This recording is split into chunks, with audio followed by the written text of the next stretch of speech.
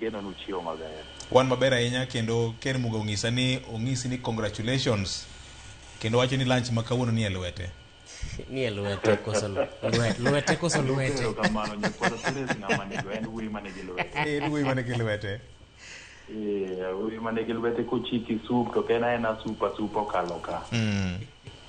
Sup motumo tonglo. Sup mopoto.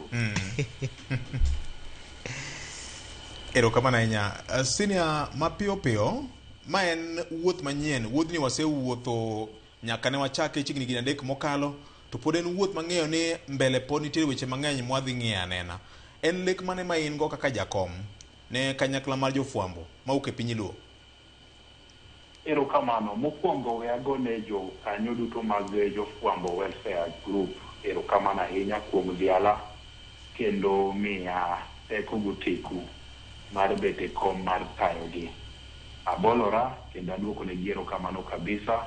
Achaka gone Nyasaye erokamano ne kinde ni oketa e lemo mar neno ni to jofwambo mar piny Luo bro chalo nade ka wawuotho kanyakla mondo wane ni tang'o gire madwa tim mondo wagoye okang' kaka joka ng'ato. Pile ka pile Jakobuya wawachoga ni nyaki parie ni to iwuok e oganda mane. Kapok itimo gimoro amora midwa timo to nyaki pari oganda ni.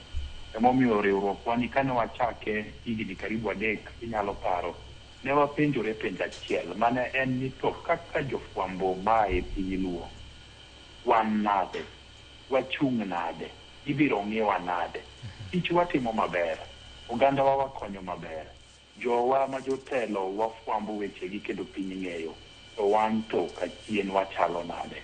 Emomiyo ne wachako riwruokni mar neno ni kata wan bende kaka jofwambo wabedie gi gimoro madwaluong ni marwa. Girwa ni ne wachake mar puonjruok. Wapuonjre kungo, wapuonjre go kwano pesa, to maduong' moloyo bende wakonyre kaka kanyakla mar jofwambo. Ito sama nitiere gimiluongo ni opportunity kamoro, to bende wagwelre. Sama ng'ato nigi gire moro modwa timo to dware jowadegi, bende wajolre. Emomiyo ne wachake. To mana mapiyo piyo, ipenjo mipenja ni ang'o giri kaka koro jakom mar jofwambo ma kawo kar manosenindo Festus Amimo wuoda wasi nyakwar Baotinga wuoyi maslo. En ni wadwa neno ni gigo mane waketo kaka mise mar chako gurubwane otimore. Achiel kuomgi en keno koda kungo. Ing'e ni wacho ni pesa leno. Pesa kiyude to sami yude no tije ng'eny. Emomiyo yudo ka ji mang'eny kata bedo ni watiyo kata bedo ni wan e ohala to kipeto ng'ado ni to bendi kungo to kona temo. Gima duong' wadwa timo en ni wadwa puonjore kungo, wadwa kungo kaka jofwambo mondo wabedie gi giwa moko mwanyalo luongo e nyingwa minyalo siem ma koth nyalo goye oko. Koro kaka jakom manoka ofis, achiel kuom gigo madwa kete sinani gi mahino na duto en neno ni jofwambo odonje riwruoge mag saga. Tayari wan gi marwa.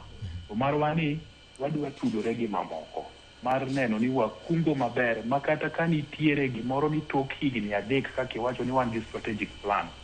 Wabro bede ni tok higni 3 ni wanyasieme ni to watime ang'o. Mane gimokwongo. Mar ariyo en puonjruok. Ing'e ni Jakobuya higni bende ng'eny. Iyudo ka mbekni migoyo e wi jofwambo ng'enyne en ni tok kowasedhi e rutaya. Waonge gi gimoro, wana kanyo, wagwonyore gi pado.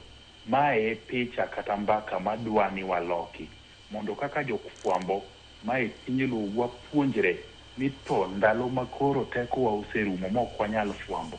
Gin ang'o giri madwa tim mondo pod wabedie jogo ma dhano dewo, wabedie jogo ma dhano nyalo ng'iyo to koni ni ng'ane ka nitiyo to notiyo maber to kata kosedhi e retire. En e retirement ne kaendi bende otimo ang'owa pod ngimane ber. Nikech tok fwambo wa ka bende wan mana ji.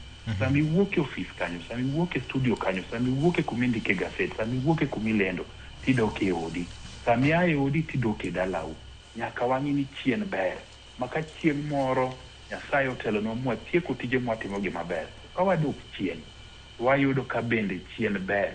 chien oko mek ni chien oko bedo ni koro chalo ni koro waponda ma kata ka ng'ato neno ni machani je ibonyo manano to koluonge nyinga kata mne chiro mabondo kacha to koro adwa mana na ringa pondi so mage gik moko ariyo wadwa kete sinani mondo wang'e ni the next 3 years jofwambo makaluo bedo kamotegno ing'eni tijwa ni nigi yungni mang'eny Jakobuya tije ok otegno kembe mang'eny loro kembe mang'eny riembo ji so mano ok wadwa ni mabedo ngima jafwambo wadwa bedo ni kata ka bedo ni yungni moko yudi kata ka bedo ni tembe moko timore kor tich kama iwuokie to in kamotegno ichung' maber kendo in ng'ano ma pod jopiny nyalo ng'eyo to wacho na adiera ma jafwambo to ne en jakanyo mar Jafwambo Welfare Group emomiyo chung' motegno ngima ne pod dhi mbele gigi ok ogore piny nikech riwruok marwa mar achiel mar jofwambo makaluo